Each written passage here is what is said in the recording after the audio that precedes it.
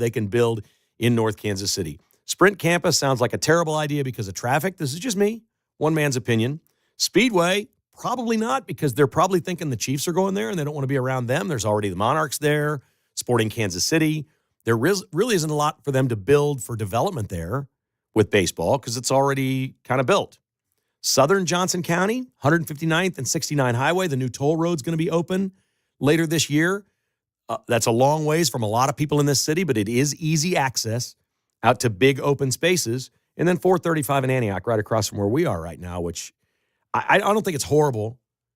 That's not horrible. It just doesn't fit with the surroundings. There's some corporate buildings around here. There's some apartments and a lot of single-family homes. But if they just leveled the whole Brook Ridge area and redid all of it, then maybe they could turn that into sort of an entertainment destination. Maybe the city, the county, and the state would all be on board with that. They have a $2 billion development there already that's planned at the Brook Ridge location, 435 in Antioch. Condos, apartments, hotels, offices, and retail with a 3,500-seat concert venue. That's what's planned right now, but they haven't started. Are they waiting on the Royals to see if a ballpark's part of this thing and they back out some of the other things? Maybe the apartments would go away. The condos would be part of it. I really don't know. But the Royals seem to know, and John Sherman seems to know, and yet nobody followed up and asked him.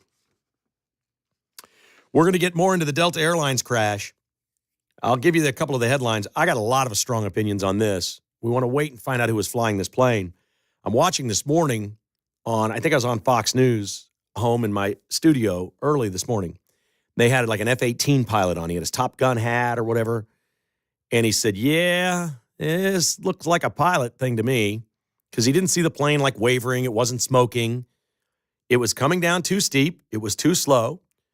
The first person I heard yesterday said it dropped 1,100 feet in 1 minute when it should be 500 feet per minute. So they apparently thought maybe they were going to overshoot the runway. So they were dropping faster than they should have. And when they hit the ground harder than they should have. It was too steep. Why was the pilot of the other airplane videoing the Delta jet coming in? What did he know as he saw that plane approaching that we don't know and wasn't on the radio communication? He just pulls out his iPhone and says, I got to video this? He's sitting there on the taxiway getting ready to take off. The video of the crash that you've seen now, it's not from the airport. The Canadians haven't released spit. They haven't done anything. They're not going to. We know what this is going to be. They're going to stonewall the whole thing. But the pilot did. Why was another pilot videoing this? That's weird. I could see a passenger doing it, but another pilot was videoing it? And then boom, and then fire and smoke and all this stuff. This Top Gun pilot that was on the news said, these Endeavor Air pilots, he referred to them as the JV team. They're newbies. They're not ready to fly for Delta yet. Endeavor Air is contracted by Delta because Endeavor Air is a wholly owned subsidiary of Delta Airlines. So they really are Delta pilots. If you fly long enough for Endeavor, you get an automatic promotion to Delta. It's the best way for anyone to become like a big-time pilot at a big-time airline like Delta. You go fly for Endeavor first. He referred to them as the JV. They haven't told us their ages, their flight hours, their gender. We don't know anything about them. What we do know is Delta is dug in more than any corporation in America on DEI. The CEO was asked 10 days ago about Disney's changes, Coca-Cola's changes, all these other companies. Remember, Delta is the company that got the All-Star game canceled in Atlanta, their hometown. Remember all that controversy? When they moved the baseball All-Star game, Delta Airlines was behind that. They have an entire page of DEI on their website. If you go to their website and click on About Delta, here's the categories. Sustainability. Wait, what? You burn jet fuel for a living. Sustainability. You burn jet fuel for a living as a business. Supplier diversity. Sign language uniform bar. I don't even know what that is. DEI and human trafficking. About Delta, that's it. They've doubled down. They were asked. The CEO was asked, and he said, we are steadfast in our commitment to DEI. We don't care what the other companies are doing. We are all in. If, and I'm not saying it is, if this is some kind of DEI mess with Delta in this crash, Trump's going to tell Delta they got to drop their DEI or he's going to pull their license, the FAA. It's been really quiet about what happened in this crash. So I just want you to know, if you're new to listening to me talk about things like this, the way I approach stories is really simple. It isn't for me what they're telling us, it's what we're not being told. And I can't for the life of me figure out why we don't know anything about the pilots of that plane. That's crazy. 913-408-7957 is our number. Give me a shout. This is Uncancelled on KCMO Talk Radio.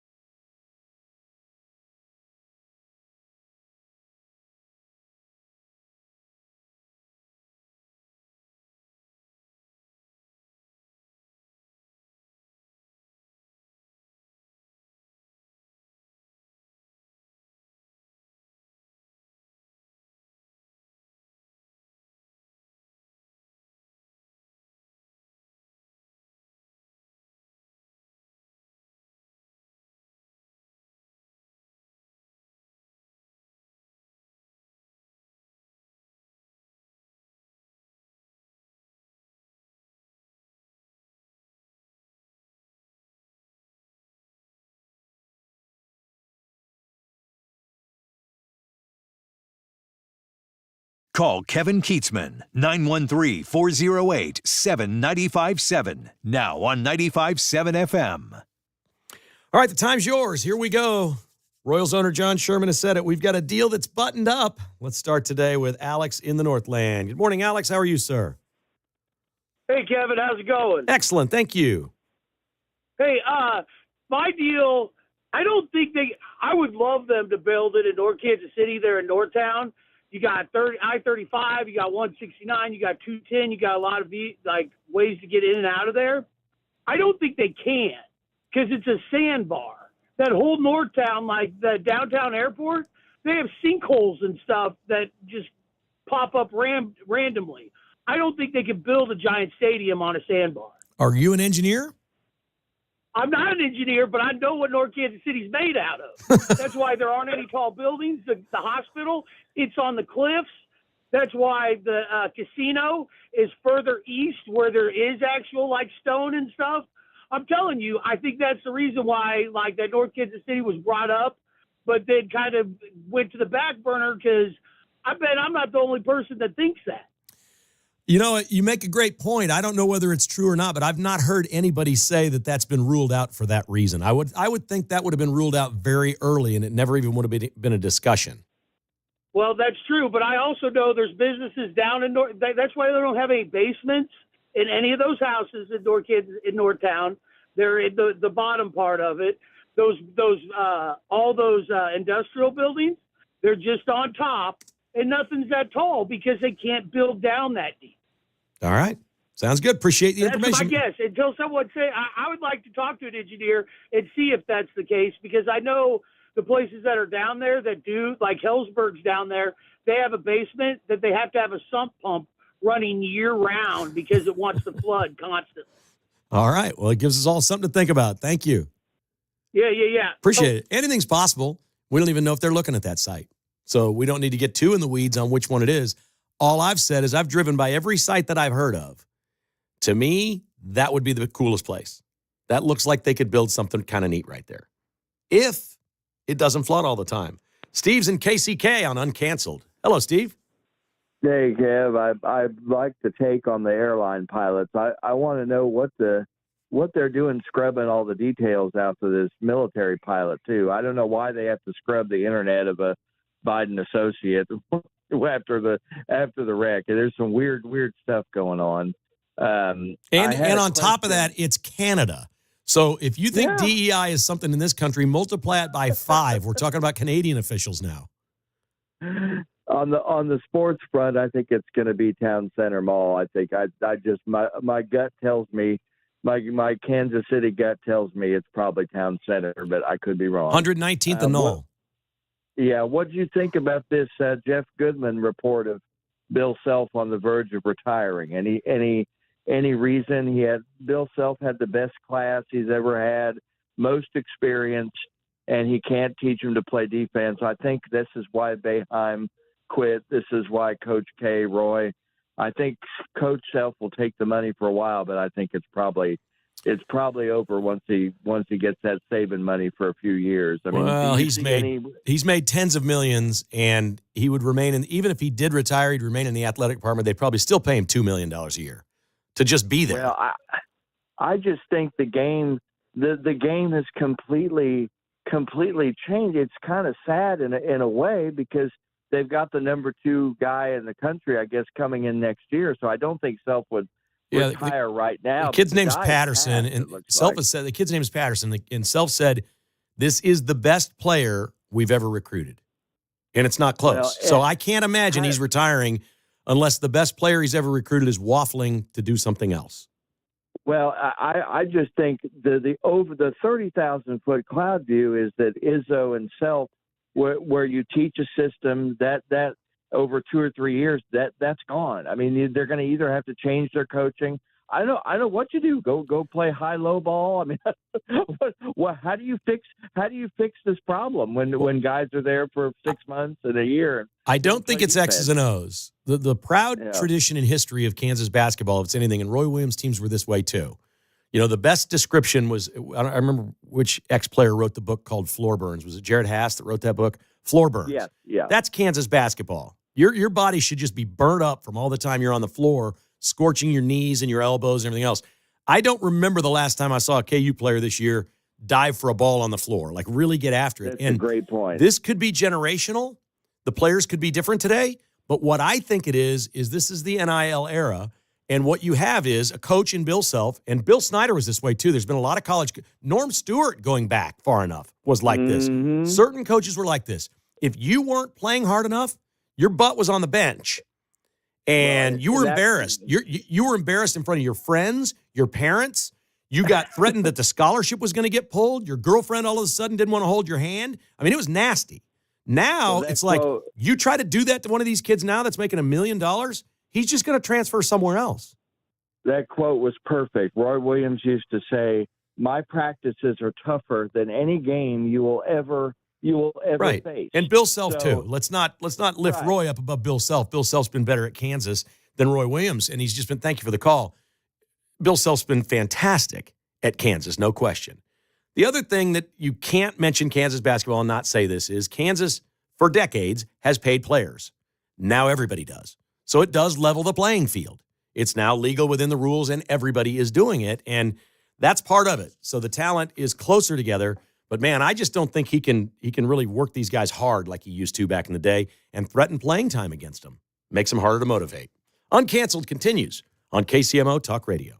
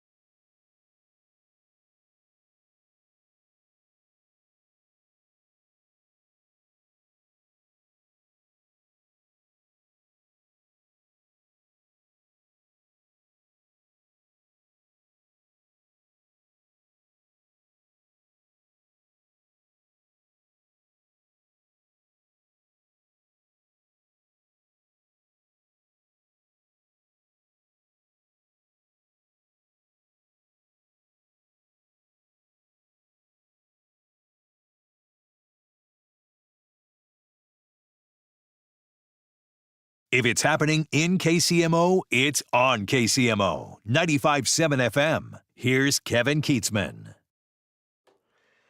Uncancelled continues on KCMO Talk Radio.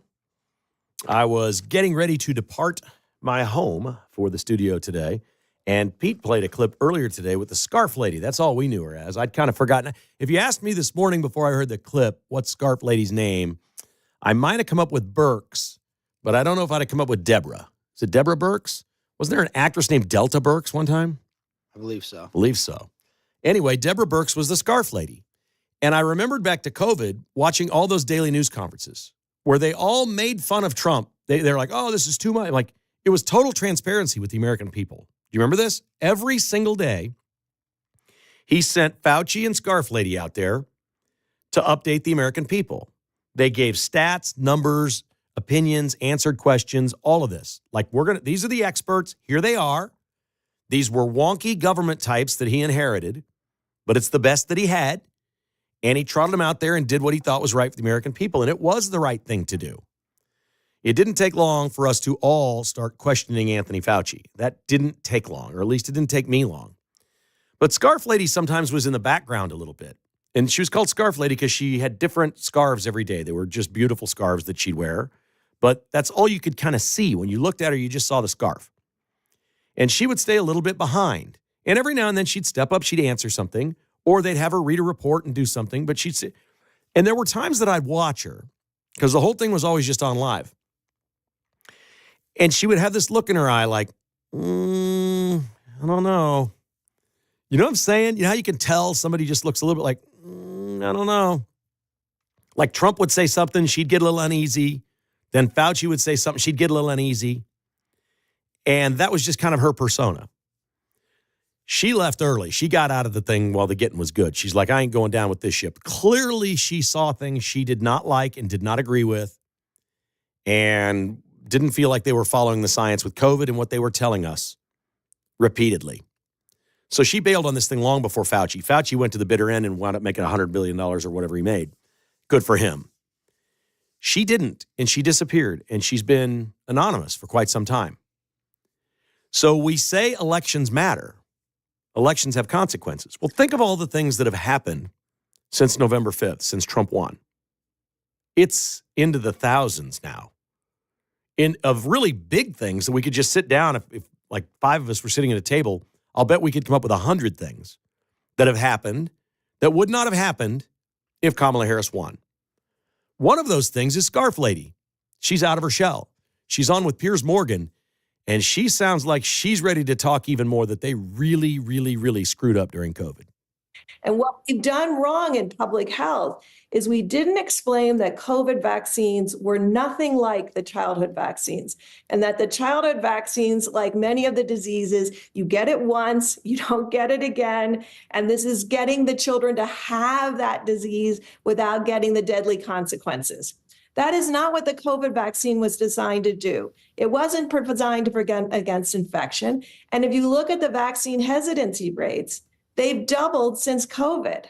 So we have to start addressing these things. We can't just ignore them. And Deborah, let me ask you, Deborah, I mean, given that you were the face of COVID from the Trump presidency at the time, do you share this doctor who I was with, do you share the concerns about the longer term negative impact of some of the COVID vaccines?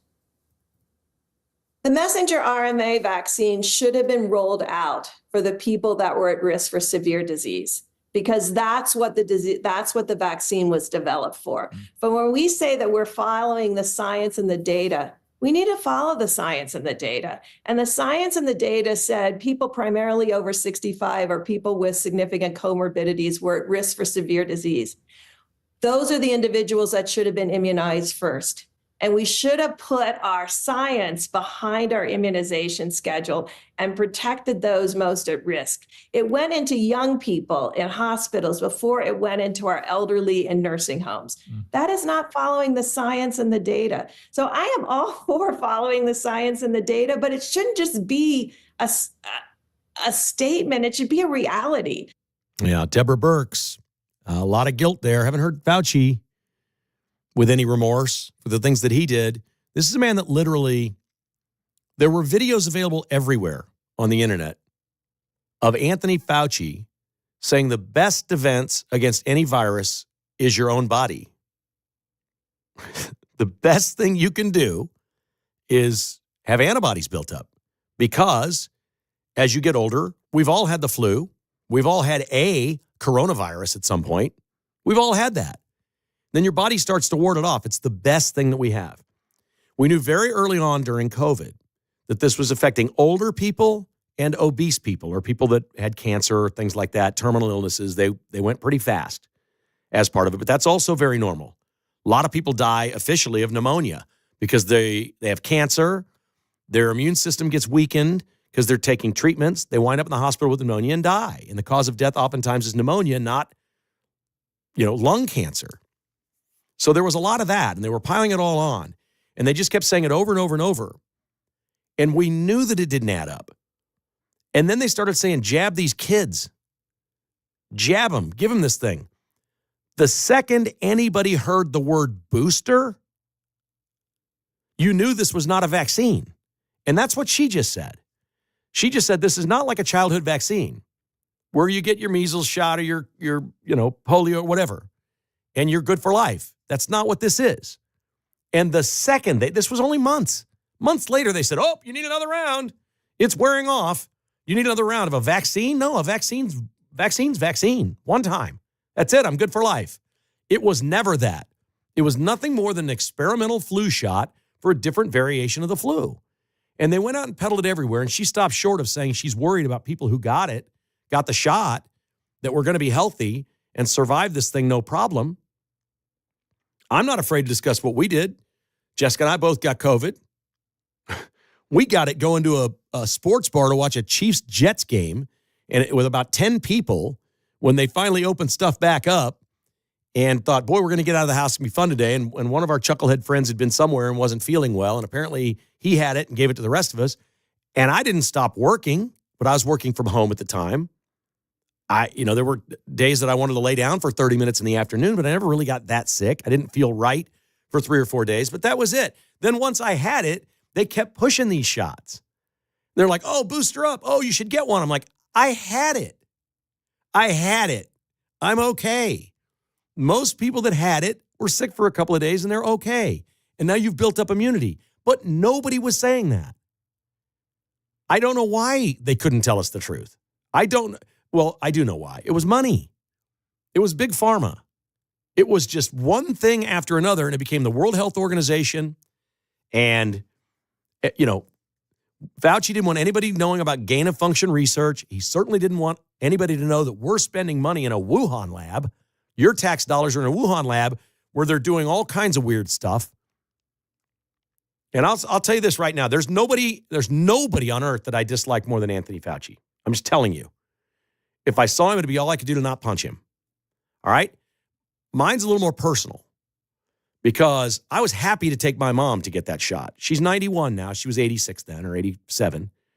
And I cried with her the day she was an early qualifier because of her age. We took her over. It was a place in Shawnee, and we waited in line. And I got her through there, and she got her shot. And we both cried, and we felt great for her. That she thought with some of the conditions she'd had or whatever, that this was something she really needed, and I agreed. And she got it. And I was happy for her and happy for all of us. And I cried with her when she got the shot, but it was never for me. And then we've got Fauci running his game, and we learn about the gain-of-function research. And then I get connected with a company called the White Coat Waste Project in D.C. And on my podcast for a couple of years, we followed something that is really crushing to me. My dog is half beagle. You don't want to get between me and my dog. I love my dog. It's obsessive, it's disgusting, it's sick, and I can't justify it. It's just who I am. I love him. He means the world to me.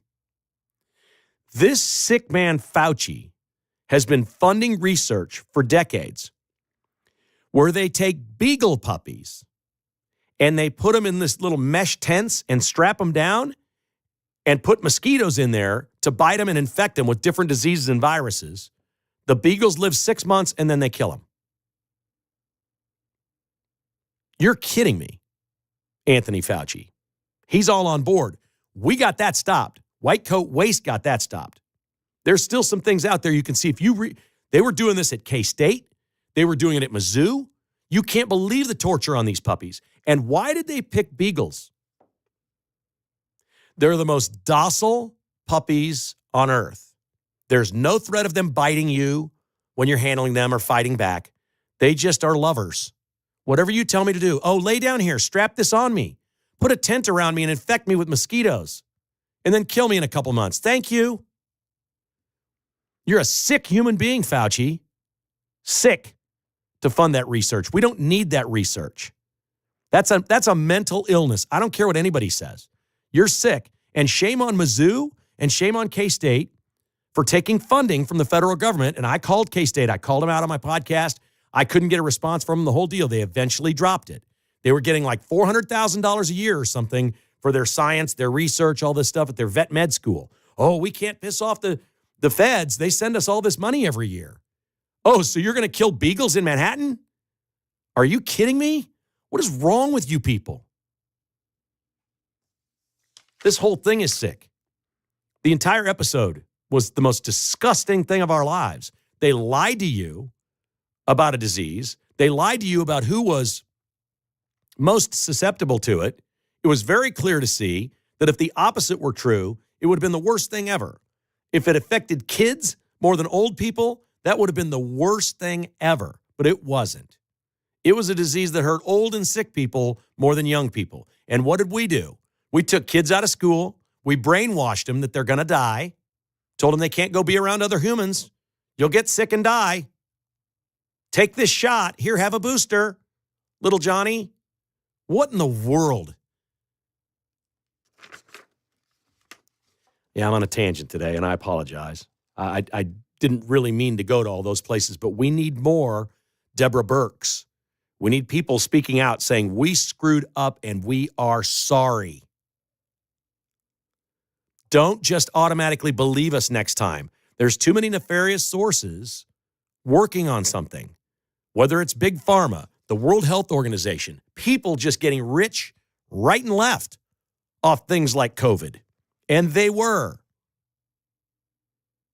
Everybody in healthcare was. Whole thing makes me sick. I could maybe not punch Fauci if just once he showed a little remorse and sat down and did an interview and said, you know what? Before I check out from God's green earth here, I need to come clean. I knew that the best thing was for a healthy person to get COVID, build up the antibodies, and not take the shot. I knew that, and I couldn't bring myself to say it. Because there is one interview after another where that man has said his entire life, the best thing you can do to keep from getting something again is to get it once. And then your body fights it off better than any drug man can make. It's everywhere. Oh, but not with COVID. He couldn't do it when it mattered most. Shame on him. Thank you, Deborah Birx, for at least coming clean just a little bit. 913-408-7957 is the number to call if you'd like to join us on Uncancelled. We come back. Got to call. Oh, Patrick Mahomes has got a big change. Talk about that with Mark and much more on KCMO.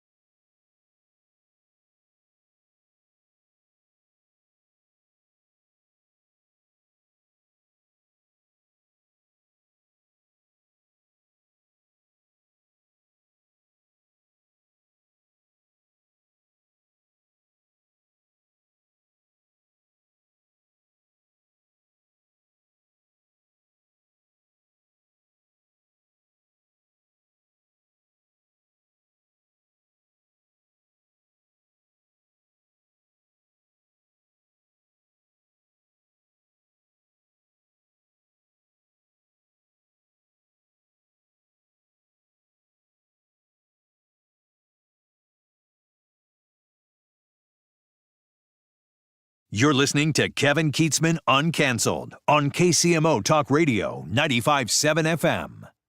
Welcome back to the show. I'm going to wrap it up here with Mark in just a second. A couple of other stories that are out there today that I didn't get to earlier, including, everybody's like, oh, Russia's not going to cave. You're not going to get a deal between Russia and Ukraine. It's not going to happen. Russia's too tough. They've got too many demands. You know what Russia's demands are? Russia wants a guarantee that Ukraine will never be a part of NATO. They'd like it in writing. Okay. Ukraine's not in NATO, never has been. All right, that's a tough negotiation. And then the second thing they want in Ukraine is a real election. Instead of Zelensky jailing his opponents like a dictator would and canceling elections. I suspect part of that will be he wants the Trump people to oversee the election and make sure it's fair. They want a fair election in Ukraine. Let's sign the deal. What am I missing here, Mark? They're not in NATO. They want them to never be in NATO. Okay, no problem. Mm-hmm. And have a real election. Yeah. Now, obviously, the land is ceded at this point. Whatever Russia has, they're going to keep. Mm-hmm. I think everybody knows that. Yeah. Zelensky knows that. Hegseth already said that on the record. It's going to be tough. I don't think it is. I mean, Zelensky's just going to have to do it, isn't he? He's going to have to deal with it. He's going to have to deal with it. Definitely going to have to deal with it. And how about this? If you're a young person and you're looking for a place to buy a house and maybe make some real money on that house as it appreciates over time, how about Washington, D.C.? There are 15,000 houses for sale in D.C. The average price of the house since Trump came into office has gone down 36%. It's flooded. There's too many houses on the market. People are buying them for lowball prices and getting the heck out of town. A lot of people have been getting fired around there too, huh? That's it. Yeah. Or they're, the Google searches are all like defense attorneys, offshore investments. I don't know if you've seen that. Like the Google searches in Washington, D.C. are pretty crazy about what people are searching there now more than anything else. All right, so you've got the skinny on this. Why? I've been waiting for Patrick Mahomes to get a big boy haircut. Mm-hmm. I shouldn't fixate on it. I shouldn't fixate on his hair. It's fine. It's been his trademark. But I knew at some point he would grow up and there would be a better haircut.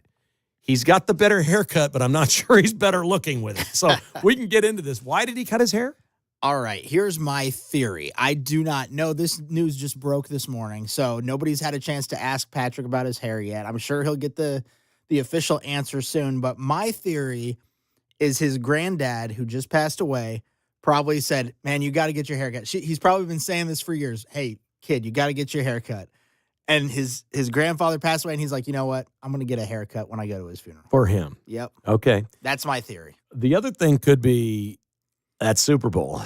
Like, got to get rid of it. Everything's changing beginning right now. Mm-hmm. So I thought maybe that is it. But I'm he's got all these kids and he's a family guy and whatever. And you do grow up. Your life changes dramatically. The things that are important to you or whatever. I think it's great. I think a new look for next season would be awesome. I think that'd be like the new look Chiefs. Wouldn't that be welcome? Mm-hmm. It's like high and tight. How would you describe his haircut? Yeah, it kind of looks like almost a little bit like Jalen Hurts a little bit. A little bit like his kind of haircut. Not quite that short, Not though. quite that short. Yeah, he left kept a some little bit hair on top. Yeah. Wouldn't you say he's got maybe about 3/4 inch of hair there? Yeah. Something? So he's got something going on there. Mm-hmm. That's pretty good. All right, you're really negative on your Jayhawks tonight? What's the deal here? Come on, man. I mean, it's on the road. I know they can't win on Saturdays, and it's a Tuesday night, so maybe they'll pull it out. Can't win on Saturdays. Saturdays, that's the thing. They got to get a draw on Friday, Sunday in the tournament if they want to have any type of success going into the tournament. But I digress. I think that BYU, what they've shown over the last few weeks, they're a pretty strong team. They're going to be hitting 3-pointers, which KU can't defend. They're pretty good at defending inside, which that's Hunter Dickinson. So if he starts to fold, then KU folds. That's just, I don't know. I think they're going to win. I think they're going to cover the 2.5. We had the call earlier about Bill Self and would he retire? There's rumors, innuendo reports, whatever. He's not retiring. He got Darren Peterson. That guy scored 61 last weekend against the number 1 recruit. He's the number 2 recruit. Scored 61 against the number 1 guy. Well, Self said he's the better player, and he's the best player he's ever recruited at KU. Mm-hmm. But until they show up and they're in uniform and playing, anything can happen these days, right? You got to let this guy cook, Bill. Bill, if you're listening to the show right now, you got to let Darren Peterson cook next year. Is it Peterson? Why did I say? I think I said Patterson earlier. Yeah. I it must might have got be that wrong. Patterson, actually. Is it? I got to look it up. Now Yeah. I'm confused. I know.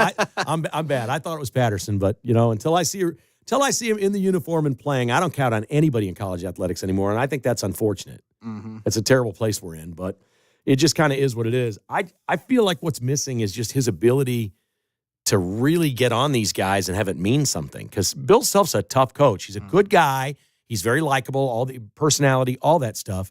But as a coach, I know a lot of guys that have played for him. They're like, that is one tough son of a gun. He is tough on his players. I just don't think you can be that tough anymore. Just that generation. They're making this money.